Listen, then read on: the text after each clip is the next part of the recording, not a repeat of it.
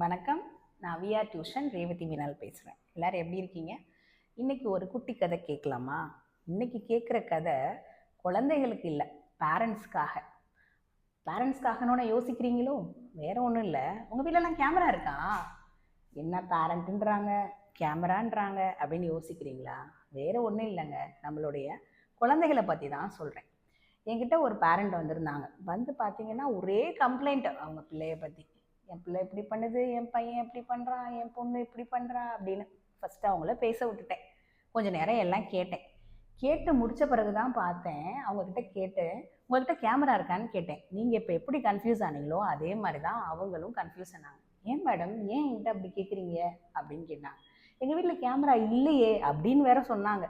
அப்போ நான் சொன்னேன், இவ்வளோ நேரம் ஒரு 2 பேரை பற்றி பேசுனீங்களே, அவங்க தான் உங்களுடைய கேமரா, புரியலையா அப்படின்னு கேட்டேன். அவங்க அப்படியே ஒரு செகண்ட் வந்து பாஸ் ஆகிட்டாங்க. பாஸ் ஆகிட்டு நான் சொன்னேன், நீங்கள் சார் இவ்வளோ நேரம் உங்களுடைய குழந்தைகளை பற்றி பேசுனீங்க. சரி, கேமராவுக்கு நல்லது கெட்டது தெரியுமா? நீங்கள் ஒரு வீட்டில் நம்ம இப்போது கேமரா மாட்டுறோம் அப்படின்னா என்னது, 24/7 நம்ம வீட்டுக்கு யார் வரா, இல்லை நம்மளோட செக்யூரிட்டி பர்பஸ்க்காக நம்ம கேமரா மாட்டுறோம். பட் நம்ம ஒரு விஷயத்த மறந்துடுறோம். நம்மளுடைய குழந்தைகள் வந்து நீங்கள் கேமரா எக்ஸ்டர்னலாக மாட்டினாலும் மாட்டாட்டினாலும் உங்களை தான் அப்சர்வ் பண்ணுது. அவங்களுடைய பார்வைக்கு இப்போ ஃபஸ்ட்டு ஃபார் எக்ஸாம்பிள் ஒரு கம்ப்ளைண்ட் எடுத்துப்போம். எப்போ பாரு என்னோட பிள்ளை வந்து கேஜெட் பார்த்துக்கிட்டே இருக்கான், டிவி பார்த்துக்கிட்டே இருக்கான் அப்படின்னு சொல்கிறாங்க.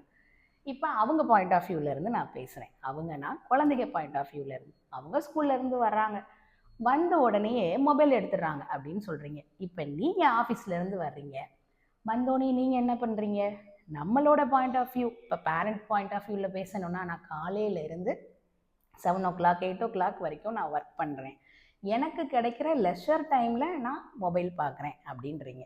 ஸோ அதே மாதிரி நான் காலையில் 7 மணிக்கே ஸ்கூலுக்கு போயிட்டேன், நான் 5 o'clock தான் வந்தேன், அப்போ எனக்கு கிடைக்கிற லெஷர் டைமில் நான் மொபைல் பார்க்குறேன்னா அவங்க சொல்கிறாங்க. இதை உங்களால் தடுக்க முடியுமா? அடுத்து என்ன பண்ணுறீங்க? டைனிங் டேபிளில் சாப்பாடு வச்சா என்ன பண்ணுறீங்க? இல்லை, நான் ரொம்ப டயர்டாக இருக்கேன், நான் எங்கே உட்காந்துருக்கணும் அந்த இடத்துக்கு கொண்டுட்டு வா சாப்பாடு அப்படின்னு உங்கள் வீட்டில் இருக்கவங்ககிட்ட சொல்கிறீங்க. அவங்களும் உங்களுக்கு வந்து அங்கே சர்வ் பண்ணுறாங்க. இதை யார் அப்சர்வ் பண்ணுறா? உங்கள் பிள்ளை அப்சர்வ் பண்ணுது.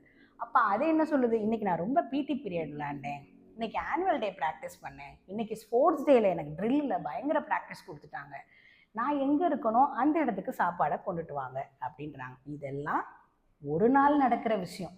இது நம்மளுடைய மைண்ட் செட்டுக்கு, அதாவது அடல்ட்டோட மைண்ட் செட்டுக்கு இதை எப்போ பண்ணணும், நான் எப்போ டயர்டாக இருக்கேன், நான் எப்போ இதை கேட்கணும்னு தெரியும். ஆனால் கேமராவுக்கு இது கெட்டது இது நல்லது அதெல்லாம் தெரியுமா? ஏன் நம்ம மட்டும் இதெல்லாம் ஃபாலோ பண்ணலை, நம்மளும் ஃபாலோ பண்ணணும் அப்படி தானே நினைப்பாங்க. பொதுவாக இந்த சின்ன குழந்தைங்கெல்லாம் பார்த்தீங்கன்னா அவங்களுக்கு எந்த ப்ரொஃபஷன் பிடிக்குமோ அதை அப்படியே அவங்க ரெப்ளிகேட் பண்ணுவாங்க. நீங்களுமே சின்ன வயசில் எல்லாருமே ஒரு சார் மாதிரி, ஒரு மேம் மாதிரி, டாக்டர் மாதிரி, நீங்கள் ஒரு இன்னும் கொஞ்சம் சொல்ல போனால் ப்ரொஃபஷ்னல்ஸ் அப்படின்றத தாண்டி இப்போ உங்கள் வீட்டில் வந்து ஒரு எலக்ட்ரிஷியன் வந்து ஒர்க் பண்ணுறாங்கன்னா அவங்க என்ன பண்ணுறாங்களோ அதே மாதிரியே பார்ப்பாங்க.